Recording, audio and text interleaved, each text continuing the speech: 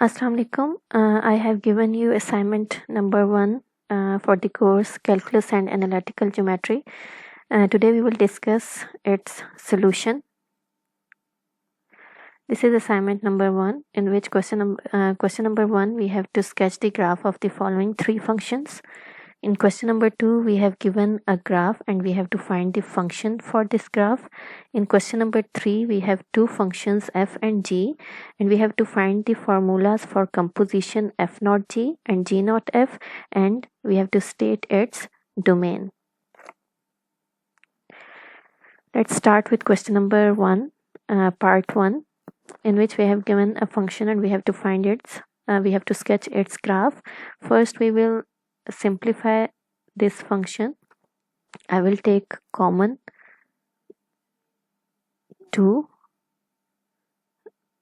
and it will become x minus 1 divided by 2 plus 1. Absolute value of 2 is 2, so it is x minus 1 by 2 absolute value plus 1. Okay, we have to sketch this graph. In this graph the basic function is absolute value of x, क्योंकि हमारी जो x वाली term है उस पे absolute value है. So first graph will be absolute value of x, और absolute value का ग्राफ हमारे पास क्या होता है, V shape. This one, ठीक है. उसके बाद नेक्स्ट हमारे पास क्या है, जो हमारा वेरिएबल है उसके साथ एक पॉजिटिव नंबर सब्ट्रैक्ट हो रहा है. ठीक है, जब वेरिएबल के साथ नंबर ऐड या सब्ट्रैक्ट हो रहा है it means this is horizontal translation. ठीक है, अब सब्ट्रैक्ट हो रहा है तो ये ट्रांसलेशन होगी टू द राइट 1/2 यूनिट्स. ठीक है, तो राइट 1/2 यूनिट्स आपका ये बनता है. ठीक है, तो आपका ग्राफ यहाँ पे शिफ्ट हो जाएगा. पूरा ग्राफ उठा के आपने इधर स्केच कर देना. नेक्स्ट आपके पास ये जो हमारे पास ग्राफ बना है, this is for absolute value of x minus 1/2. ये नेक्स्ट ग्राफ हमारा बनेगा for f of x is equal to 2 times absolute value of x minus 1 divide by 2. यानी अब हमारा ग्राफ में स्केलिंग हो रही है क्योंकि एक नंबर पूरे फंक्शन के साथ मल्टीप्लाई हो रहा है, so this is vertical scaling. अब यहाँ पे जो c की वैल्यू है this is equal to 2 which is greater than 1. ठीक है, तो वर्टिकल स्केलिंग में जब c की वैल्यू ग्रेटर देन 1 होती है तो ये हमारे पास क्या होती है, स्ट्रेचिंग. ठीक है, वर्टिकल स्ट्रेचिंग, यानी आपका ग्राफ वर्टिकली स्ट्रेच होगा, यानी आप इसके दोनों एंड से ऊपर की तरफ स्ट्रेच करेंगे तो आपका ग्राफ नैरो हो जाएगा. ठीक है, तो ये हमारा ग्राफ कुछ इस तरह से चेंज हो जाएगा विद द फैक्टर ऑफ 2.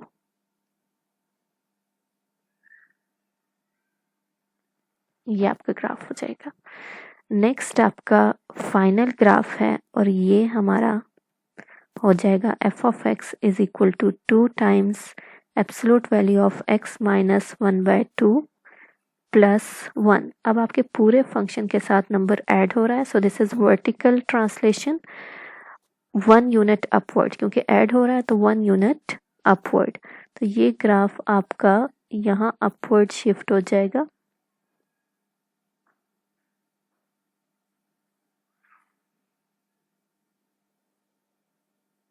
इस तरह से. ठीक है, so this is final graph for the given function absolute value of 2x minus 1 plus 1.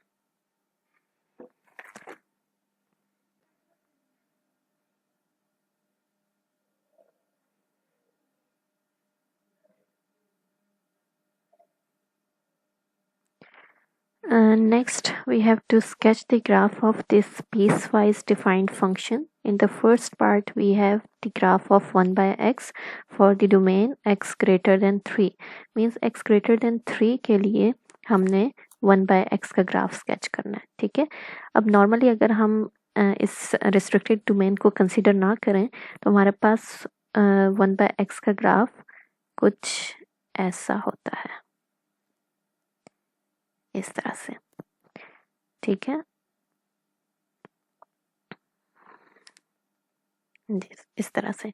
लेकिन हमें for the domain x greater than 3 चाहिए, तो यहाँ पे हमें अपने ग्राफ में जो एक्स्ट्रा पार्ट है उसको इरेज करना होगा। ठीक है, एक्स्ट्रा पार्ट मीन्स यहाँ से आगे जो हमारा होगा उसको हम डिलीट करेंगे, और यानी हमने जस्ट ये वाला पार्ट स्केच करना। ठीक है, अब यहाँ पे x ग्रेटर देन 3 है, मीन्स हमारे पास 3 यहाँ पे इंक्लूडेड नहीं है, जस्ट हमारे पास 3 से बड़ी वैल्यूज के लिए ग्राफ बनेगा। ठीक है, अब नेक्स्ट हमारा ग्राफ है 2x। 2x हमारे पास स्लोप्ड लाइन है with the angle of inclination 60 degrees, और यहाँ पे जो ग्राफ है वो x लेस देन और इक्वल टू 3 के लिए बना है। अब हमारे पास ये जो ग्राफ है ये कुछ दिस इज अप्रोक्सीमेटली 60 डिग्रीज। ठीक है, तो ये हमारा तकरीबन यहाँ से ये ग्राफ इस तरह से बनेगा। ठीक है, तो अब ये हमारा graph for x greater than 3 1/x का ग्राफ था, यानी 1/x ग्राफ का ये वाला पार्ट। उसके बाद 2x का ग्राफ है। ठीक है, that is y is equal to 2x is a line passing through region and angle of inclination इसका 60 डिग्रीज है। ठीक है, तो ये इसका इस तरह से हमारे पास बन जाएगा एंगल। और अब 3 से लेस वैल्यूज के लिए तो 3 पे आके हमारे पास ये 6 आता है y की वैल्यू, तो 6 से हमारे पास y 6 से ये स्टार्ट होगा। और next we have to sketch the graph for this equation. First we will simplify this equation. We can write it as absolute value of y is equal to 1 minus absolute value of x. Now I will define this absolute value as a piecewise function.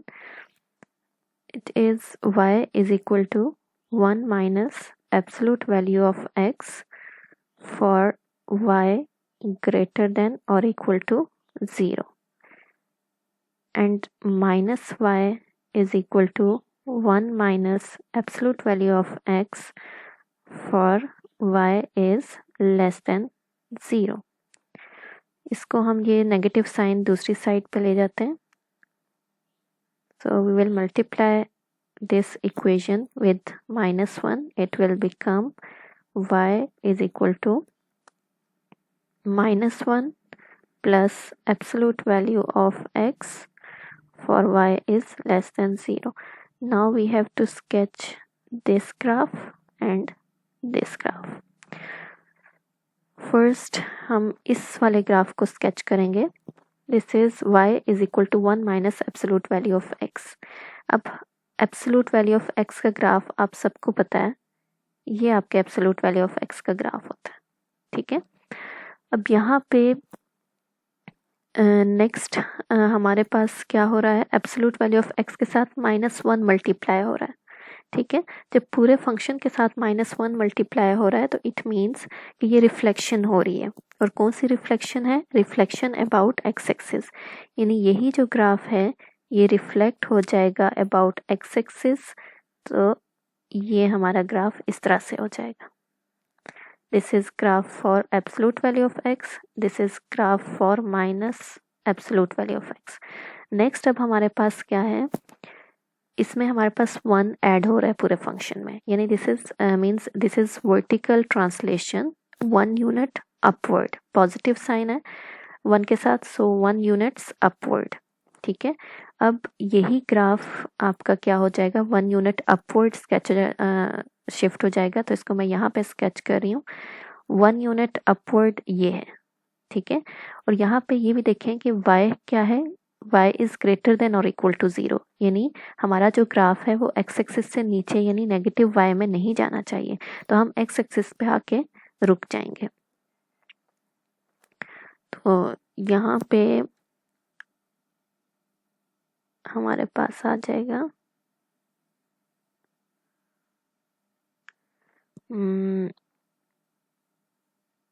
इस तरह से।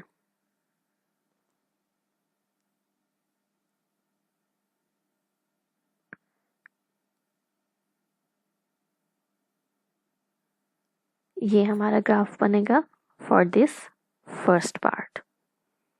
ठीक है, अब हमने next part का graph बनाना है। ठीक है, नेक्स्ट पार्ट में हमारे पास क्या है, एब्सोल्यूट वैल्यू ऑफ एक्स का graph. This is absolute value of x, और उसमें हमारे पास क्या हो रहा है, पूरे फंक्शन में एक नंबर सब्ट्रैक्ट हो रहा है। पूरे फंक्शन में नंबर ऐड या सब्ट्रैक्ट है तो वो वर्टिकल ट्रांसलेशन है। ठीक है, अब ये हमारे पास वर्टिकल ट्रांसलेशन है, बट हमारे पास नंबर जो है वो सब्ट्रैक्ट हो रहा है। So this is vertical translation downward 1 unit. ठीक है, तो ये हमारे पास ये वाला ग्राफ डाउनवर्ड 1 यूनिट चला जाएगा, दिस इज 1 यूनिट। और यहाँ पे हमारे पास जो डोमेन जो हमारे पास y की रिस्ट्रिक्शन है वो क्या है कि y should be less than 0। ठीक है, यानी हमारा जो ग्राफ है y पॉजिटिव में नहीं जाना चाहिए, तो हम लोग x एक्सिस पे आके ग्राफ को स्टॉप कर देंगे। ये हमारा इस तरह से ये ग्राफ बन जाएगा।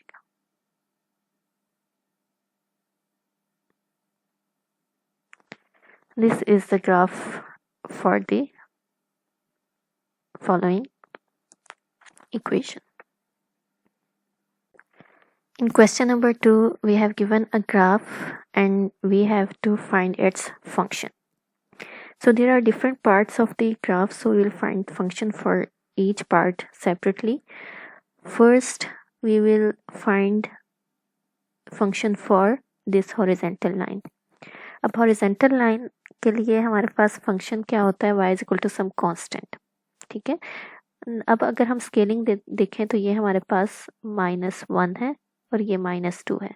ठीक है, यानी आपके इस लाइन का y इंटरसेप्ट -1 है। ठीक है, तो इस फर्स्ट पार्ट की हमारे पास जो इक्वेशन है वो होगी f of x is equal to -1, लेकिन यहाँ पे डोमेन रिस्ट्रिक्टेड है। डोमेन क्या है, this is basically -1, -2 and -3 according to this scaling. ठीक है, अब यहाँ पे आपका जो ग्राफ है वो -3 से -2 के दरमियान स्केच हुआ हुआ है। ठीक है, तो साथ में हमने डोमेन जरूर मेंशन करनी है, क्योंकि पीसवाइज फंक्शन में डोमेन हमारे पास बहुत इंपॉर्टेंट है। ठीक है, लेस देन और equal to x is less than और इक्वल टू -2। ठीक है, अब नेक्स्ट हमें ये वाली जो नेक्स्ट लाइन है इसकी इक्वेशन फाइंड करनी है। ठीक है, किसी भी लाइन की इक्वेशन के लिए हमें अगर 2 पॉइंट्स पता हो, ठीक है, तो हम लाइन की इक्वेशन फाइंड कर सकते हैं। अब यहाँ पे जो लाइन सेगमेंट है उसमें हमारे पास एक पॉइंट ये है, दिस इज -2 -1, और दूसरा पॉइंट हमारे पास ये है विच इज 0 -3। तो सबसे पहले हम इसकी स्लोप फाइंड करेंगे यूजिंग फॉर्मूला। तो ये हमारे पास हो जाएगी -3 + 1 divided by 0 + 2 is equal to -2 divided by 2 is equal to -1, यानी स्लोप हमारे पास -1 है। अब हम इन दोनों पॉइंट्स में से कोई भी एक पॉइंट लेके हम लोग point slope form of equation से इसकी इक्वेशन फाइंड कर लेंगे। लेट्स सपोज मैं ये वाला पॉइंट कंसीडर कर रही हूँ, so this is x1 and this is y1। तो हमारे पास point slope form of equation क्या होती है, y - y1 is equal to mx - x1। ठीक है, इसमें वैल्यूज पुट करेंगे तो y हमारे पास इक्वल हो जाएगा, ये y1 में दूसरी साइड पे ले जाती हूँ, +y1 हो जाएगा। तो y1 की वैल्यू हमारे पास -3 है, plus m is -1 x minus 0। तो ये हमारे पास इक्वेशन बनती है y is equal to -x minus 3। ठीक है, f of x is equal to -x minus 3। ये हमारे पास इस पूरी लाइन की इक्वेशन है। अब लाइन सेगमेंट है हमारे पास, तो यहाँ हमारी जो x है यानी इसकी डोमेन कितनी है, -2 से स्टार्ट हो रही है ये लाइन और 0 पे एंड हो रही है। ये हमारे पास हो जाएगा फ्रॉम -2 टू 0। अब मैंने -2 में यहाँ इक्वल का साइन नहीं लगाया क्योंकि मैंने यहाँ पे इक्वल लगा दिया है। तो आप किसी एक फंक्शन में, क्योंकि सॉलिड पॉइंट है तो फंक्शन डिफाइंड है, तो या तो इसमें इक्वल का साइन कर दें या इसमें आप इक्वल का साइन डिफाइन कर दें। ठीक है, अब नेक्स्ट हमारे पास पार्ट है ये वाला। ये भी हमारे पास एक लाइन सेगमेंट है। इसमें भी इस लाइन सेगमेंट में 2 पॉइंट्स हमें पता है और वो 2 पॉइंट्स, एक ये वाला पॉइंट है विच इज 0 -3 और एक हमारे पास ये वाला पॉइंट है विच इज 1 2। पहले हम यहाँ से स्लोप फाइंड कर लेंगे। m is equal to 2 + 3 divided by 1 - 0। ठीक है, तो ये स्लोप हमारे पास हो जाएगी 5 divide by 1 is equal to 5। अब next point slope formula use करेंगे। मैं ये वाला पॉइंट कंसीडर कर रही हूँ, इसमें x1 0 है और y1 -3 है। तो point slope form of equation से हमारे पास इक्वेशन बन जाएगी y is equal to -3 + 5 x - 0। ठीक है, यानी ये बन जाएगा, y की जगह मैं f ऑफ x रिप्लेस कर देती हूँ। ये हमारे पास बन जाएगा 5x - 3 और यहाँ पे डोमेन कितनी है आपकी, ये लाइन इधर 0 से स्टार्ट हो रही है, x 0 से, और कहाँ तक जा रही है, 1 तक। यहाँ पे हमारी डोमेन हो जाएगी 0 से लेकर 1 तक। ठीक है, अब यहाँ पे देखिए मैंने 0 के साथ इक्वल का साइन नहीं डाला क्योंकि वो मैंने पिछले फंक्शन में इंक्लूड कर दिया था।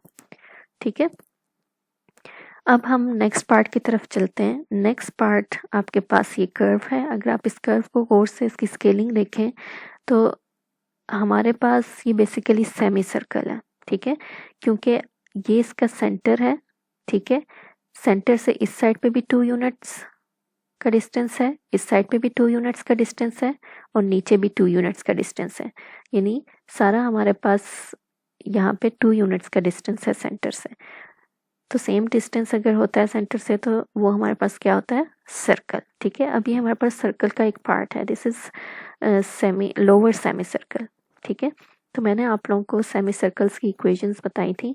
तो सबसे पहले तो हम इस पूरे सर्कल की इक्वेशन फाइंड करेंगे, फिर उससे हम लोअर सेमी सर्कल की इक्वेशन ले लेंगे। ठीक है, तो यहाँ पे हमारे पास ये जो सेंटर है इस सर्कल का, सेंटर हमारे पास है, center of the circle is 3 2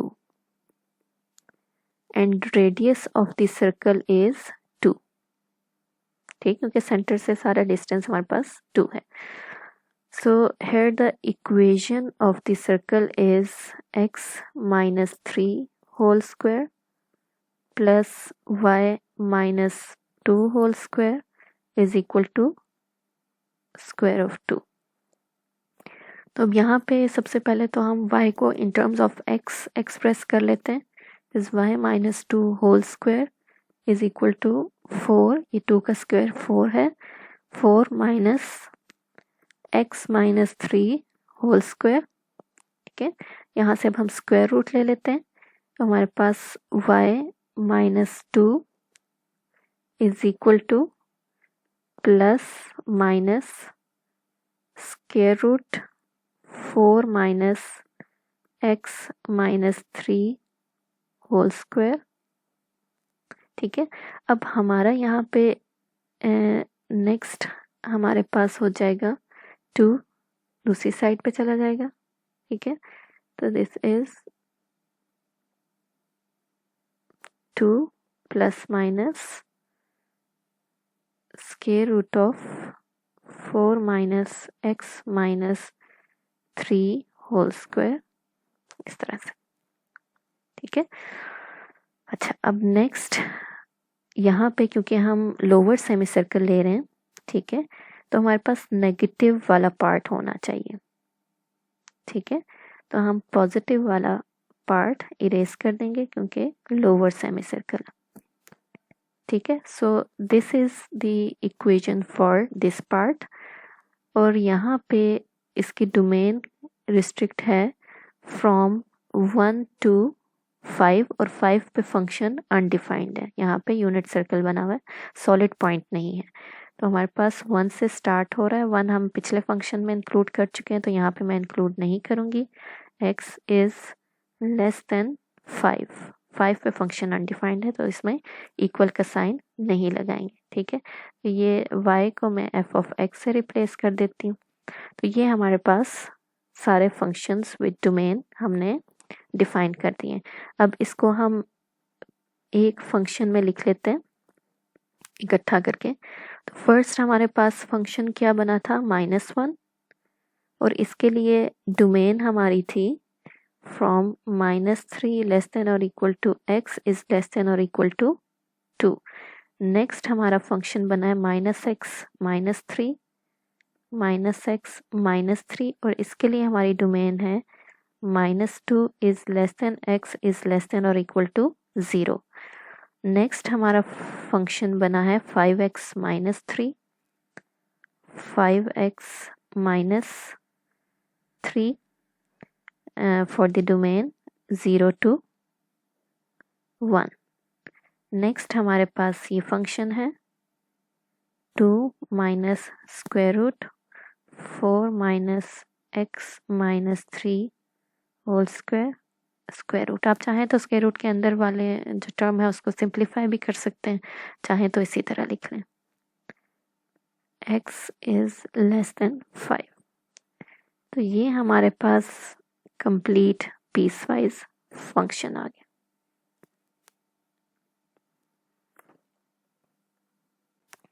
In question number 3, we have given two functions f and g and we have to find their composition f naught g and g naught f, and then we have to discuss its domain. अच्छा, सबसे पहले हम f naught g और g naught f find कर लेते हैं, फिर हम इसकी डोमेन्स की तरफ चलेंगे। ठीक है, तो पहले मैं f naught g फाइंड कर रही हूँ which is defined as f of g of x। ठीक है, मीन्स आपके पास f फंक्शन क्या है, स्क्वायर रूट 1 माइनस x, यानी f में हमने g को सब्स्टिट्यूट करना है, 1 माइनस g ऑफ x। ठीक है, अब g ऑफ x हमारे पास क्या है, 1 माइनस g ऑफ x की जगह 1 डिवाइड बाय x इसकी वैल्यू सब्स्टिट्यूट कर दें। सो this is f not g। ठीक है, इसको आप मज़ीद सिंप्लीफाई करके लिखना चाहते हैं तो ये x minus 1 divided by x square root के साथ आप लिख सकते हैं। ठीक है, अब नेक्स्ट हमने फाइंड करना है g not f, composition g not f। ठीक है, अब यहाँ पे हमारे पास हो जाएगा g of f of x।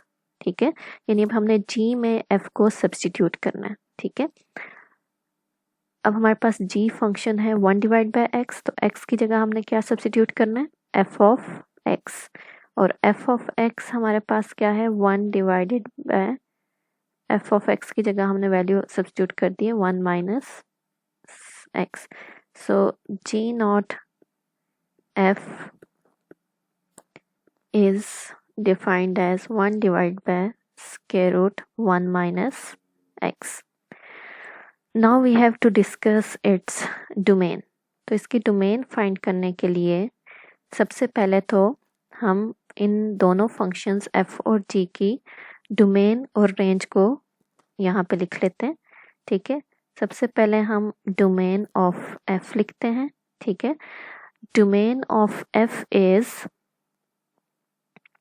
x less than और इक्वल टू 1, ठीक है, यानी हमारी वैल्यूज होनी चाहिए फ्रॉम -∞ टू 1, ठीक है, क्योंकि 1 में से वैल्यूज माइनस हो रही हैं तो 1 से बड़ी वैल्यूज होंगी तो नेगेटिव साइन स्क्वायर रूट के अंदर आ जाएगा।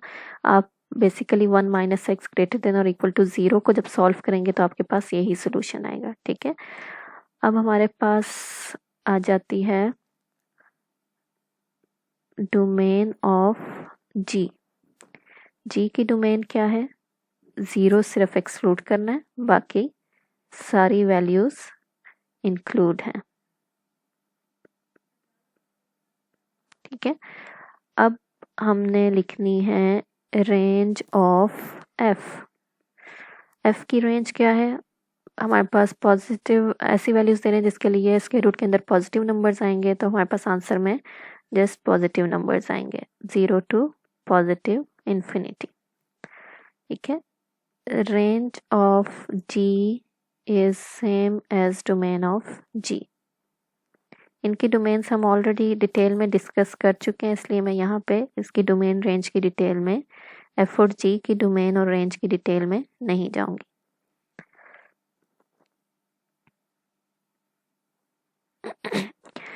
अब हमारे पास जब हम एफ नॉट जी की डोमेन की बात करते हैं तो इसमें जी ऑफ एक्स की डोमेन की वो वैल्यूज आती हैं जिसके लिए जी ऑफ एक्स की रेंज एफ ऑफ एक्स में लाई करें, ठीक है।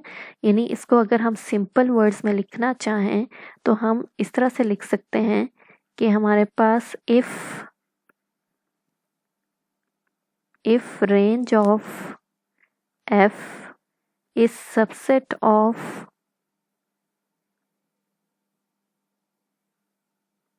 domain of, sorry, if range of G is subset of domain of f, then domain of f not G is equal to domain of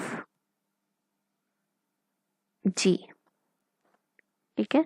यानी देखें यहाँ पे g ऑफ x की domain जो है उसकी वो वैल्यूज जिसके लिए जी ऑफ एक्स क्या दे रहा है? आउटपुट्स दे रहा है, यानी ये जी की रेंज है।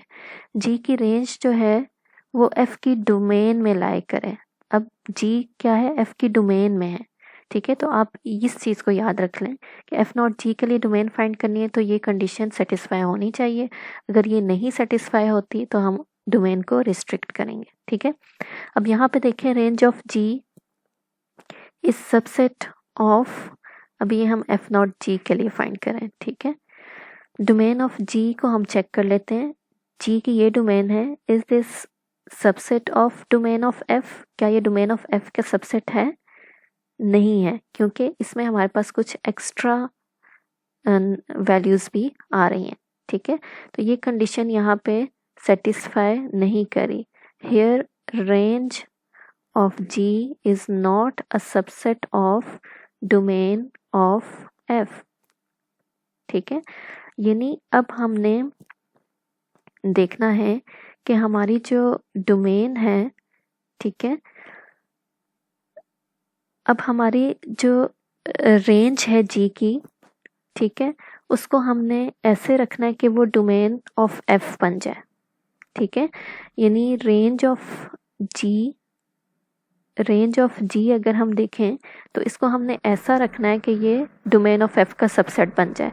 यानी इसमें से जो एक्स्ट्रा वैल्यूज़ हैं वो हमने निकाल देनी है। यानी हमारे पास रेंज ऑफ जी में कितनी वैल्यूज़ होनी चाहिए कि वो डोमेन ऑफ एफ का सबसेट बन जाए? हमें इसमें से एक्सक्लूड कर देना चाहिए, इसमें हमें सिर्फ वैल्यूज़ रखनी चाहिए from -∞ to 0 and 0 to 1। हमारी रेंज में 0 इंक्लूड नहीं है तो 0 को हम एक्सक्लूड करेंगे और डोमेन ऑफ एफ में 1 से बड़ी वैल्यूज नहीं है, तो 1 तक हम इसको स्टॉप कर देंगे। यानी हमने रेंज ऑफ जी को इस तरह से बना देना है कि वो डोमेन ऑफ एफ हो जाए। अब इसके लिए हमने देखना है कि देखें डोमेन ऑफ जी क्या होनी चाहिए। अब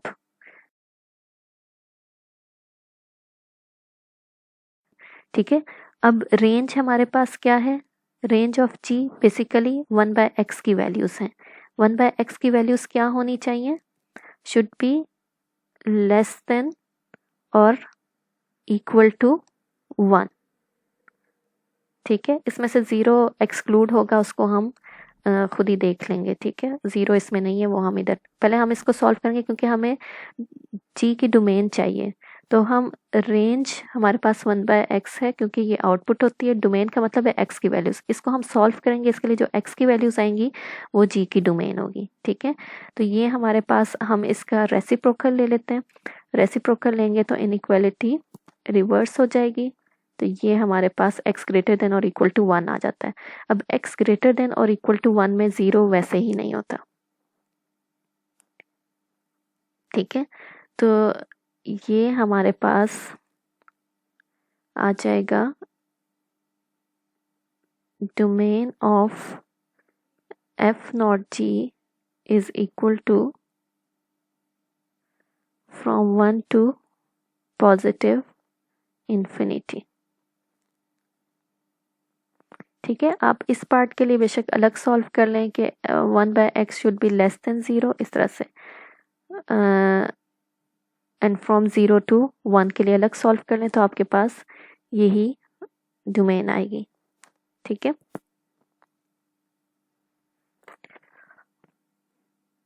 वेल यहाँ पे अभी हमने इसके एक पार्ट को देखा है। ठीक है, यहाँ पे आप 0 इज लेस देन भी लगा लें, तो ये हमारे पास रेसिप्रोकल होगा, तो 1/0 इज इंफिनिटी, ये हो जाएगा। ठीक है, यानी यहाँ पे इस पार्ट के लिए, अभी सिर्फ इस पार्ट के लिए हमने देखा है, तो हमारे पास क्या आ रहा है, बेसिकली 1 से पॉजिटिव इन्फिनिटी तक आ रहा है। अब हम दूसरे पार्ट के लिए देखेंगे, -∞ to 0 के लिए, यानी यहाँ पे 1/x इज लेस देन 0 के लिए रेसिप्रोकल लेंगे, तो हमारे पास x इज ग्रेटर देन 0 आ जाएगा।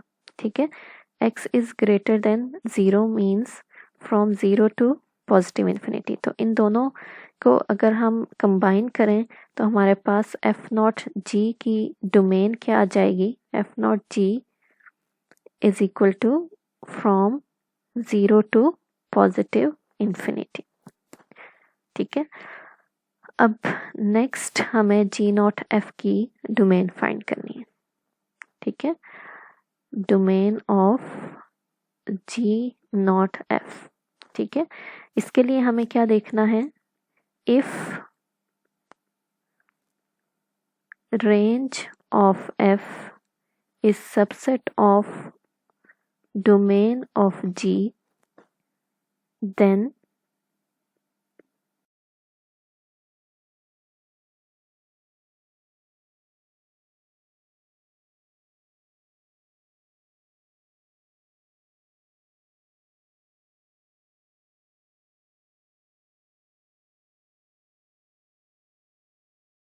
डोमेन ऑफ g का सबसेट है।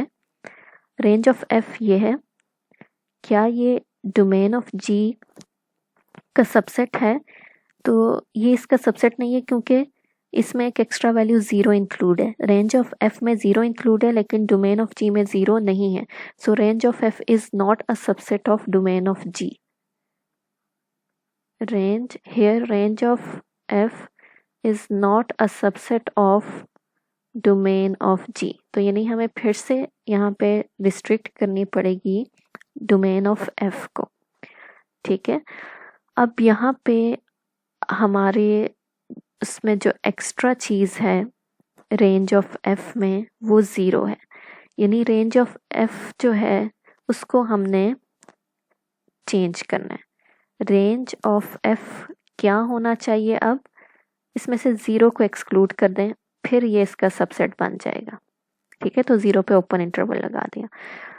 अब f हमारे पास फंक्शन क्या है, √1 - x, और ये क्या होना चाहिए, ग्रेटर देन 0 होना चाहिए। इसके लिए हमने डोमेन फाइंड करनी है, तो इससे हम x की वैल्यू फाइंड करेंगे। ठीक है, तो बोथ साइड पे स्क्वायर ले लें, तो 1 minus x is greater than 0। ठीक है, बोथ साइड पे -1 ऐड कर दें, तो minus x is greater than -1। Both side को -1 से मल्टीप्लाई कर दें, तो x is less then 1, inequality reverse हो जाएगी। ठीक है, तो यहाँ पे अब हमारी डोमेन क्या आ गई है, this domain is basically domain of G0f।